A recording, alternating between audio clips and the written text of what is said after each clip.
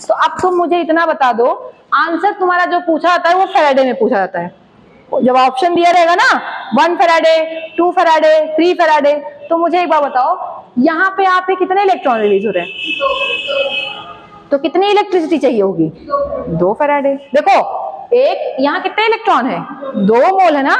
1 मोल के लिए कितना होता है? 1, तो 2 के लिए अगर मान लो यहीं पे 10 इलेक्ट्रॉन का एक्सचेंज होता तो 10 फैराडे। आई बात समझ में कि नहीं? अब जैसे मैं तुमसे कह दूं 1 मोल एल्यूमिनियम, बेटा घबराना नहीं, ध्यान सुनो, 1 मोल एल्यूमिनियम का क्या हो रहा है? रिडक्शन। क्या हो रहा है? 1 मोल एल्यूमिनियम का हो रहा है रिडक्शन, कहां पर? कैथोड पर। कहां पे? कैथोड पर। और मैं 1000 बार बता चुकी हूँ, इसका अभी कोई मतलब नहीं है, तुम्हें मैं पहले ही पढ़ा चुकी हूँ कि कैथोड है तो क्या होगा? रिडक्शन। मेटल है तो क्या होगा? रिडक्शन। मेटल होगा तो क्या होगा? यही तो हो रहा है, देखो मेटल का क्या हो रहा है? रिडक्शन हुआ कि नहीं? तो ये आपको दिमाग वहां अब एग्जाम में आपको ये दिमाग नहीं लगाना, आपको सिर्फ इतना दिमाग लगाना है 1 मोल और क्या है साथ में? एल्यूमिनियम। तो आपको पता है 1 मोल के लिए एल्यूमिनियम कितने इलेक्ट्रॉन लेगा? 3 इलेक्ट्रॉन। कितने? 3 मोल लेगा ना। वैलेंसी है कि नहीं एल्यूमिनियम की? एल्यूमिनियम की वैलेंसी वो कितना इलेक्ट्रॉन लेगा? 3 इलेक्ट्रॉन। तो कितना फैराडे चाहिए होगा? 3 फैराडे। कितना चाहिए होगा? 3 फैराडे। ऐसे मैं आपसे कह दूं Mn जो है वो कन्वर्ट हो रहा है MnO2 में। किसमें कन्वर्ट हो रहा है? अब देखो मैं जब जल्दी जल्दी क्वेश्चन करा रही हूँ, Mn किसमें कन्वर्ट हो रहा है? कुछ नहीं, तुम ऑक्सीडेशन हो रहा है, रिडक्शन हो रहा है, वॉट एवर, कुछ भी हो रहा हो, आपको बस देखना है ऑक्सीडेशन नंबर। क्या देखना है? और उसी से पता चल जाएगा इलेक्ट्रॉन। क्या पता चलेगा? इलेक्ट्रॉन। चलो यहाँ पे ऑक्सीडेशन नंबर 0, यहाँ पे देखो कितना हो गया? +4। हुआ कि नहीं? और एक ऑक्सीजन का -2, तो 2 का माइनस चार्ज बैलेंस करने के लिए प्लस चार्ज। कितने इलेक्ट्रॉन का चेंज दिख रहा है आपको? 4 इलेक्ट्रॉन का। दिखा कि नहीं हुआ? यानी कितना इलेक्ट्रिसिटी चाहिए? 4 फैराडे। कितनी चाहिए? आई बात समझ में कि नहीं? तो ये क्वेश्चन जो फर्स्ट लॉ वाले हैं उनको देख के लगाना है। क्या करना है आपको? आपको खाली ये चेक करना है कितना इलेक्ट्रॉन का क्या हो रहा है? एक्सचेंज। उतने ही फैराडे क्या चाहिए होगी? इलेक्ट्रिसिटी। क्या चाहिए होगी? आई बात समझ में कि नहीं? अब एक क्वेश्चन लिखो फटाक से। नहीं, पहले ये छापो जल्दी से। ये ट्रिक एक एक लाइन में छापना, पहले इधर वाला छाप लेना, फिर एक एक लाइन में जल्दी छापो, फिर हम देते हैं 2-3 क्वेश्चन अप्लाई करवाते हैं। बेटा जरा पानी मंगा दो, तो पानी दे दें।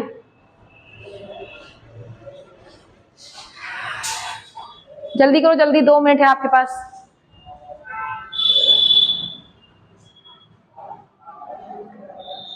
आपको सिर्फ ये देखना है कितने इलेक्ट्रॉन का एक्सचेंज हो रहा है, उतने ही क्या चाहिए होगी? Faraday electricity. बेटा यही चीज पूछ लेगा कूलम में। क्या पूछेगा? अभी हम एक क्वेश्चन कराते हैं तब समझ में आएगा।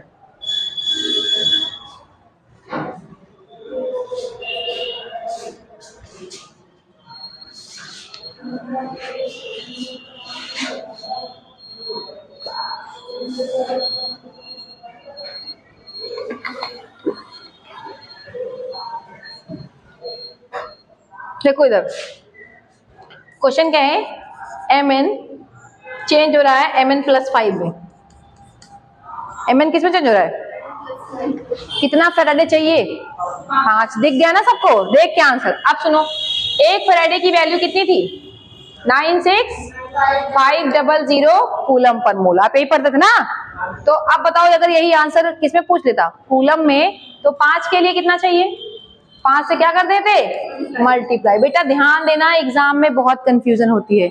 आपको ध्यान ये देना है कि उसने जो इलेक्ट्रिसिटी पूछी है वो कूलम में पूछी है कि फैराडे में पूछी है।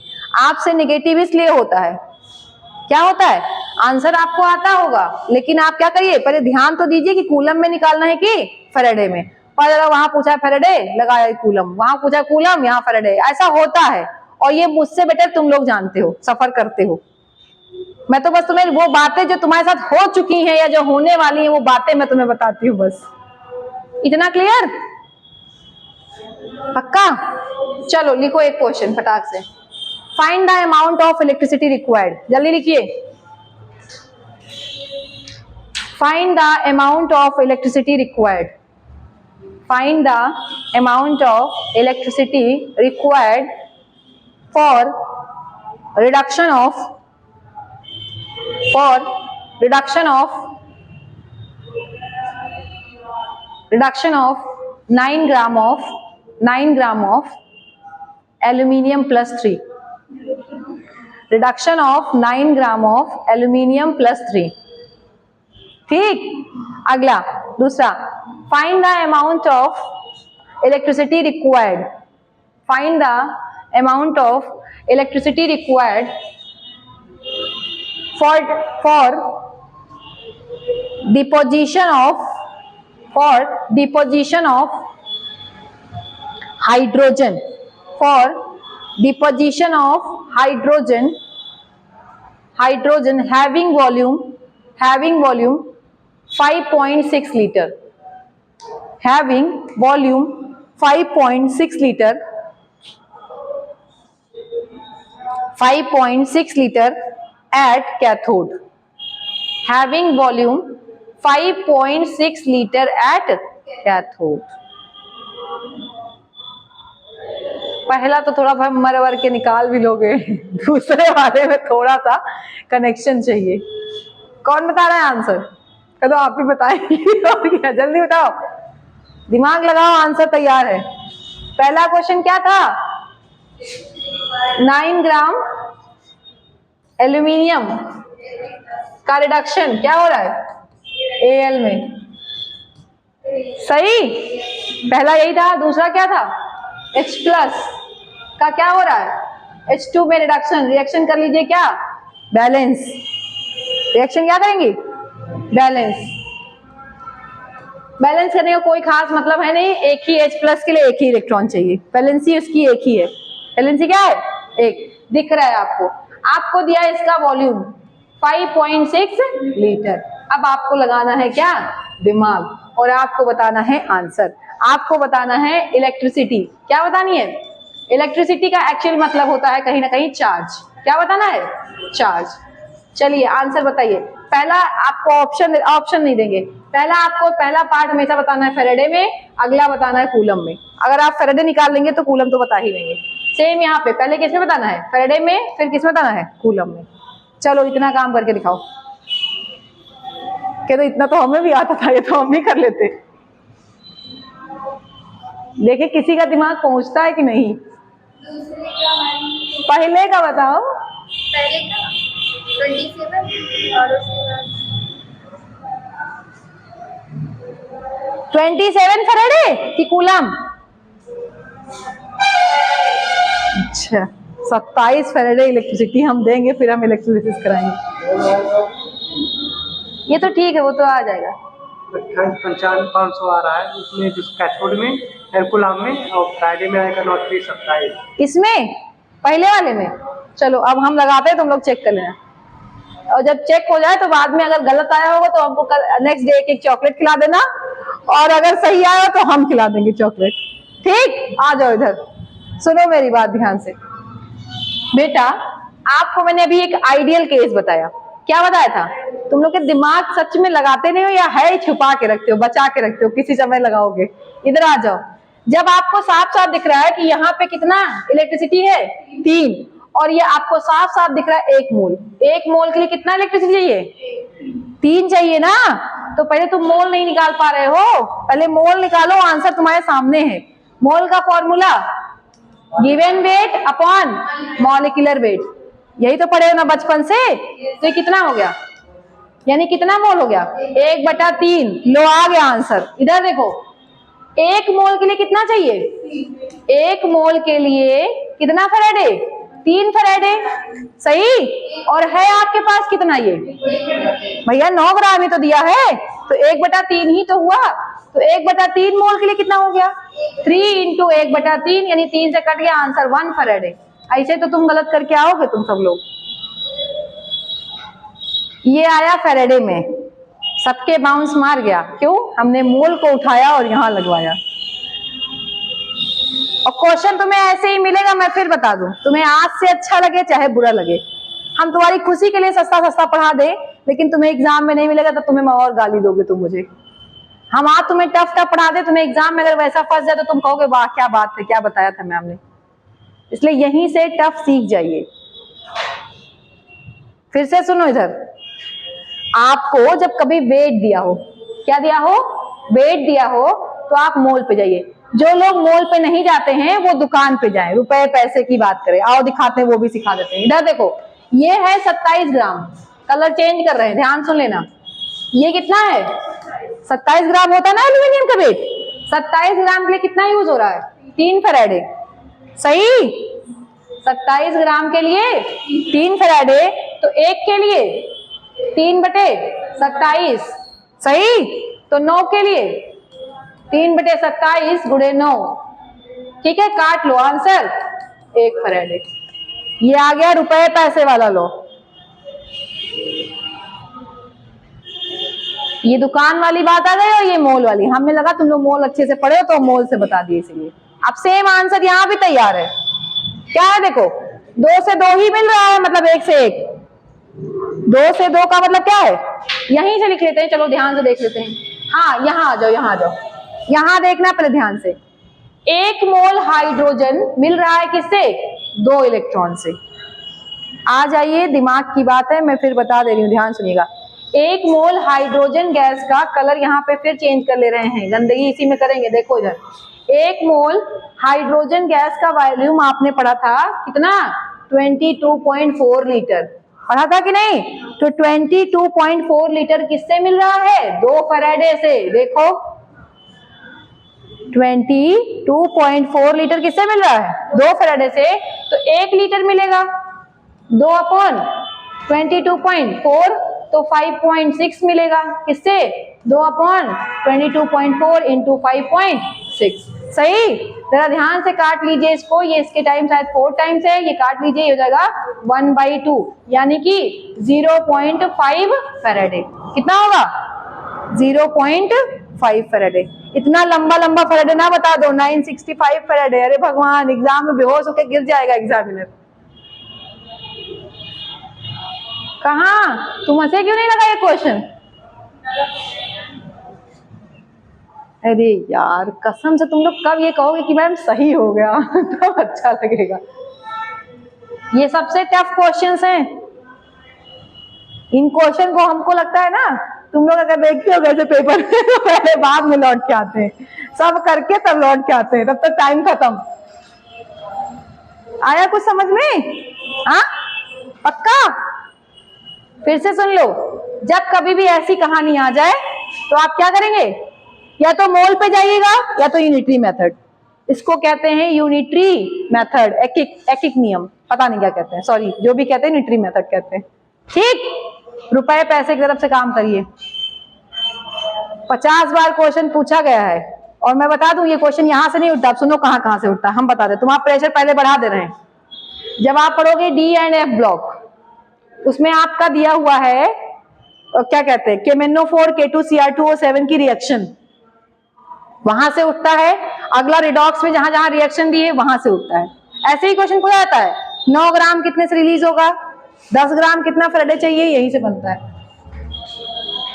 आई होप सो इतनी बात क्लियर होगी। इसको लिख लीजिए, इसको समझ लीजिए, इसको लिख लीजिए प्लीज, इसको कर लीजिए, इंपॉर्टेंट है। अच्छा, जब फैराडे निकल गया तो फैराडे से आप क्या कर लेंगे? कूलम में कन्वर्ट करेंगे कि नहीं? क्या करेंगे? किससे मल्टीप्लाई? 9650 से। मैंने अभी बताया, तुम नोट कर लो बेटा। इधर देखो, फैराडे को कूलम में बदलने के लिए क्या करते हैं? फैराडे को किससे मल्टीप्लाई करते हैं? 96500 से, तो वो बदल जाता है किसमें? कूलम में। किसमें? कूलम में। ये बात ध्यान रखिएगा। अगला एक क्वेश्चन हम आपको और कराएंगे, और मोस्ट प्रोबेबल वो क्वेश्चन आएगा, और वो क्वेश्चन है आपका कोहल-राउस लॉ से। किससे? इग्नोर करके नहीं जाना। देखो, जो मैंने पढ़ाया है, जितना मैंने पढ़ाया है उसको इग्नोर करके मत जाना। आगे एग्जाम में हम देख लेंगे, एग्जाम में ऐसा कुछ आएगा नहीं। हाँ, थोड़ा दिमाग के साथ जाना, दिमाग बहुत जरूरी है। चलो डालो कोहल-राउस लॉ, डालो कोहल-राउस लॉ, कोहल-राउस का नियम, कोहल-राउस लॉ। ठीक है, सुनो,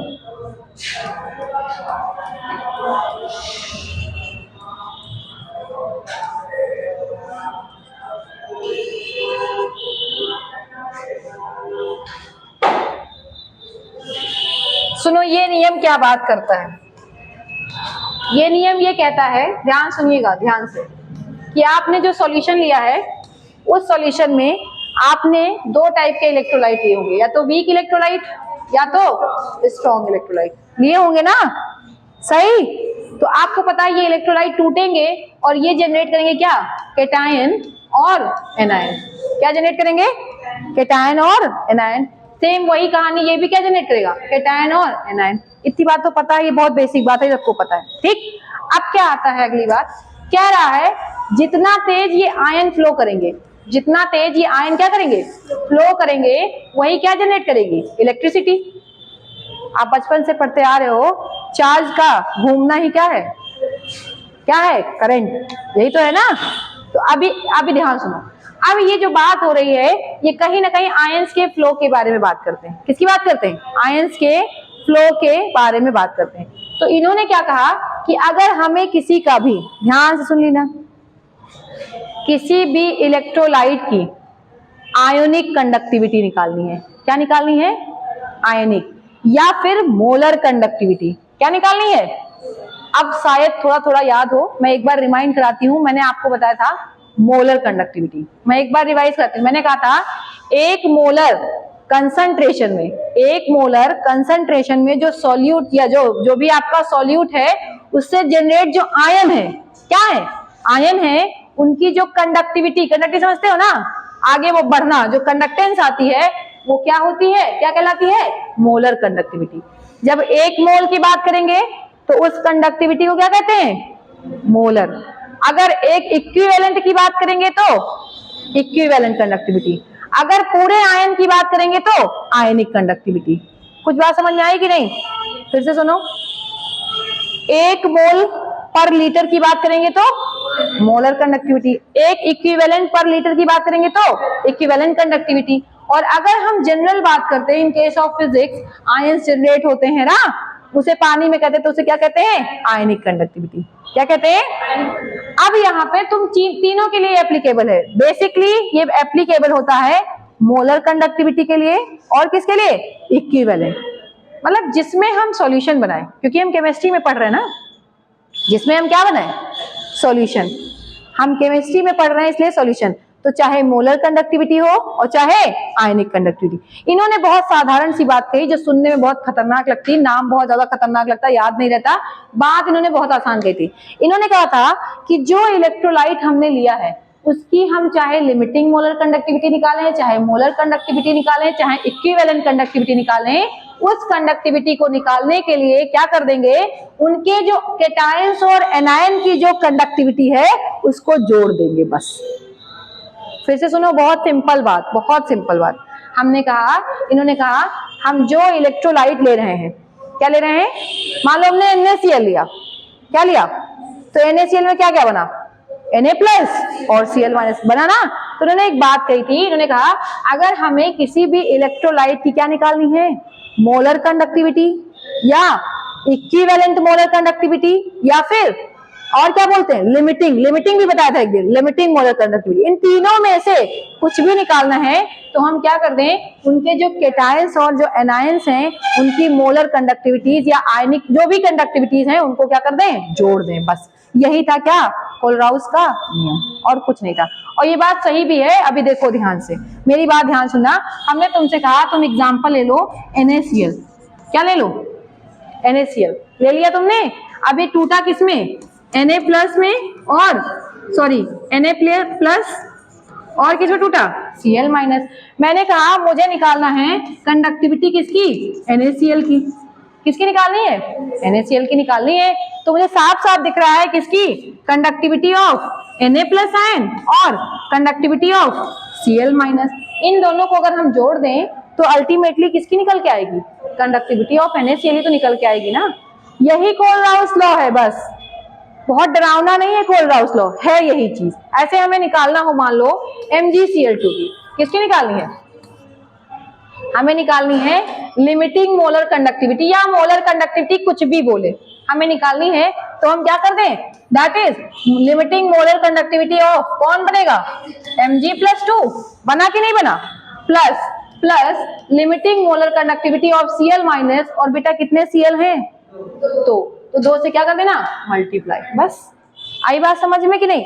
ऐसे हमें निकालना है, जिसका भी निकालना हो, मान लो AlCl3 का, किसका निकालना है, AlCl3 का निकालना है, तो हम क्या कर देंगे बेटा, देखो दिस Al+3 का, और कितने Cl है यहाँ पे, 3 है, तो 3 और क्या, दिस Cl। आई बात समझ में कि नहीं? यही है क्या, कोहलराउज लॉ। क्या है, लिखो फटाक से, हम जो बता रहे हैं वो लिखो और पढ़ लेना एक बार एनसीईआरटी, तब तुम्हें समझ आएगा। ये जो एग्जांपल्स हम बताए हैं, रीड करना एनसीईआरटी, जल्दी करो बेटा, अपने साथ धोखा ना करो। एनसीईआरटी रीड नहीं करोगे सिलेक्शन नहीं होगा। हम अभी बता रहे हैं, गला फाड़ फाड़ के चिल्ला रहे हैं ये चीज। एनसीईआरटी नहीं पढ़ोगे सिलेक्शन नहीं होगा। टफ लगती है, आप एक बार ग्रुप में सब लोग बताइए, एक लोग बोलेंगे समझ नहीं आती है, 2 लोग कहेंगे ठीक है, 2 लोग हम बात कर रहे हैं, या तो पूरा ग्रुप एकदम से बताए कि हाँ मैम एकदम एनसीईआरटी समझ में नहीं आती। हम तुम्हें फिर कह रहे हैं, हम यहाँ एक दिन खड़े हों, पहले एनसीईआरटी को पढ़ना सिखाएं। अब एक बोला यस, और सब हवा में चलने दो, ठीक है जो चल रहा है। एनसीईआरटी पढ़ोगे नहीं सिलेक्शन नहीं होगा, इसलिए एनसीईआरटी पढ़िए। हो गया इतना? चलो एक क्वेश्चन, बहुत फेमस क्वेश्चन, हर बार का रिपीटेड क्वेश्चन, हर बार आने वाला क्वेश्चन। एक आपके में डाटा दिया रहता है ना, हम बता रहे हैं किसका किसका, पूछता है आपसे CH3COOH का क्या पूछता है, कंडक्टिविटी पूछता है, सही, और क्या क्या दिया रहता है, CH3COONA ये दिया रहता है, और इसके साथ क्या दिया रहता है, ये HCl का दिया रहता है। आपको इसका डाटा दिया रहता है, और किसका, HCl का दिया रहता है, सही। डाटा इसका पूछा है, इसके अलावा भी दिया रहता है दिस NaCl, सही। एक बार चेक करिए इसका डाटा कितना दिया है एनसीईआरटी में। देखिए ये क्वेश्चन हम लगवा रहे हैं, इसका मतलब इस टाइप के क्वेश्चन आप कर लीजिएगा, इंपॉर्टेंट। हम तरीका सिखाएंगे बस, इसका डाटा बताओ कितना दिया है, एनसीईआरटी में ही दिया है। लाओ एक बुक तो मैंने ली है, रुक जाओ।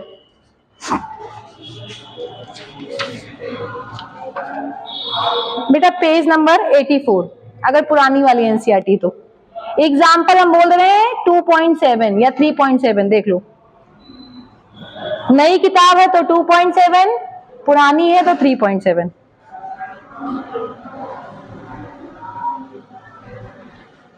NaCl का दिया 126.4, जल्दी। हाँ सबका दिया नहीं, सोडियम एसिटेट का दिया है, उसका पूछा है, CH3COH का पूछा है, एसिटिक एसिड का पूछा है। NaCl HCl का दिया है 425.9, नहीं मिला? कहाँ ढूंढ रही हो तुम लोग, किताबियां पढ़ती नहीं हो कभी, तभी तो हमको देखो सट से मिल गया 425.9। एक और दिया है आपका, दिया HCl नहीं, NaAC का, सोडियम एसिटेट का, मतलब इसका दिया है 91, ठीक। ये भगवान, रहने दो, समय नहीं है, इधर आओ, अभी बाद बताते हैं। देखो इधर ध्यान से, हमें पहले देखो किसका पूछा है, किसका पूछा है, एसिटिक एसिड का, ठीक। और किसका किसका दिया है, तो अगर देखो, अगर आप एक भी बार दिमाग लगा लो तो पहले मेरी बात ध्यान सुनना, इधर सुन लो पहले, इन दोनों को हम जोड़ दें। अभी देखो ये 10 सेकंड का आंसर है, ध्यान सुनना पहले। अगर इन दोनों को हम क्या कर दें, जोड़ दें, तो NaCl बनेगा, और क्या बनेगा, CH3COOH, यही तो बनेगा, और यही हमें चाहिए। अगर इन दोनों को हम जोड़ दें तो NaCl एक्स्ट्रा बन रहा है, NaCl क्या है, और NaCl का डाटा दिया है। बाद में अगर एक्स्ट्रा है तो उसको क्या कर दें, डिलीट कर दें, माइनस कर दें, क्या कर दें। एक तो ये तरीका आसानी से हो गया। फिर से सुनो ध्यान से, आपको केमिकल देखना है, क्या देखना है, केमिकल, क्या बन रहा है और क्या बच रहा है। जो बन रहा है उसको रखो, जो बच रहा है उसको माइनस कर दो। फिर से सुनो ध्यान से, इन दोनों को जोड़िए तो CH3COOH बनेगा, और साथ में NaCl भी बनेगा, और NaCl एक्स्ट्रा है इसलिए इसको क्या कर दीजिए, माइनस कर दीजिए। तो एक तो आपका डायरेक्ट लग जाता है ऐसे क्वेश्चन। देखो CH3COH का अगर हमें क्या निकालना है, लिमिटिंग मोलर कंडक्टिविटी, तो हम क्या लिख देंगे, CH3COONA प्लस CHCl और फिर सही माइनस कर देंगे किसको, NaCl को, तो डायरेक्ट लग गया। ये कैसे लगा, डायरेक्ट। अब चेक कर लेते हैं इसका डाटा कितना दिया बताओ, इसका इसका अब क्या तुम सॉल्व नहीं कर पाओगे,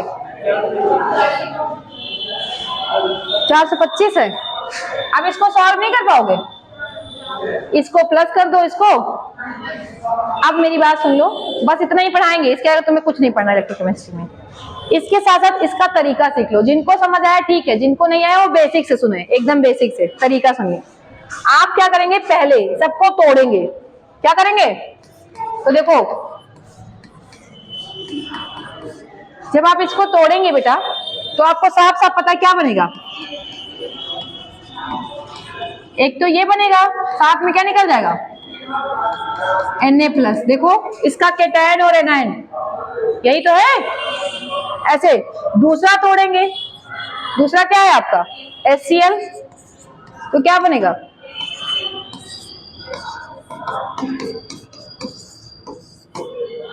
सही। तीसरा क्या है आपका,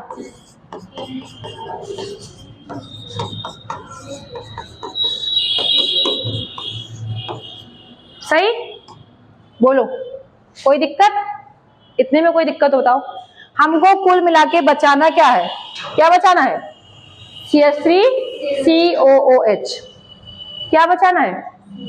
तो आप देखो साइन को उल्टा पुल्टा कर दीजिए और आंसर आपका सॉल्व हो जाएगा। देखो ध्यान से, जैसे हमें NaCl नहीं चाहिए, तो अगर ये NaCl प्लस में है तो इस NaCl को किसमें कर दो, माइनस में। ये तरीका है, देखो फिर से कलर चेंज करना इधर। अगर ये वाला किसमें है, प्लस में, और रिएक्शन में हमें NaCl नहीं चाहिए, तो हम क्या कर दें, यहाँ माइनस से क्या कर दें, मल्टीप्लाई, क्या कर दें, देखो ये भी माइनस और ये भी माइनस, सही। चलो काटना चालू कर देते हैं, देखो ये सब प्लस है, ये Na कट गया, ये Na कट गया, कट गया कि नहीं, ऐसे ये Cl कट गया और ये Cl, क्या बचा, घूम फिर के यही तो बचा। और आप बताइए ये दोनों हैं प्लस में जबकि ये है किसमें, माइनस में, तो उन दोनों को जोड़ दीजिए, प्लस वाले जुड़ते हैं और माइनस वाला घटा दीजिए, आपका आंसर आ जाएगा। मेरे ख्याल से ये वाला ज्यादा बेटर है, थोड़ा दिमाग लगा लेंगे तो आसान हो जाएगा, क्योंकि ये टाइम टेकन और टाइम वाली बातें आपको करनी नहीं है। एक क्वेश्चन और करो, लिखो, calculate limiting molar conductivity of magnesium sulphate, जल्दी लिखिए, calculate limiting molar conductivity of magnesium sulphate, magnesium sulphate दिया हुआ है डाटा आपका। मैग्नीशियम के लिए लिखिए, मैग्नीशियम का डाटा है, लिखो 106 और सल्फेट का डाटा है 160। सल्फेट का डाटा कितना है, 160। मैग्नीशियम का जो दिया है डाटा ये 106 है और सल्फेट का जो डाटा दिया है वो है कितना, 160। और आपका पूछा किससे है, MgSO4 का ही तो पूछा है, तो आपको साफ साफ पता है क्या हो जाएगा, Mg+2 और SO4-2। बेटा ध्यान सुन लो, पहले रिएक्शन तोड़ लेना, तो तोड़ने से पता चल जाएगा कि MgSO4 को आप तोड़ेंगे तो क्या मिलेगा, Mg+2 और SO4-2, सही। तो इन्हीं दोनों को ऐड कर देना, आंसर क्या हो जाएगा, 106 प्लस 160, तो कितना हो जाएगा, 266। हमारे ख्याल से जितना न्यूमेरिकल अप्रोच है वो हमने क्या कर दिया, ऑलमोस्ट आपको ऑलमोस्ट बताया है, पूरा नहीं कह सकते हम, परफेक्शन कभी नहीं होता है, ठीक। हाँ सर बस छोड़ रहे हैं, ओके, इतना क्लियर, कोई दिक्कत, हाँ 2 मिनट रिवीजन को समझाएं, 2 मिनट रिवीजन को जितना हमने आज पढ़ाया।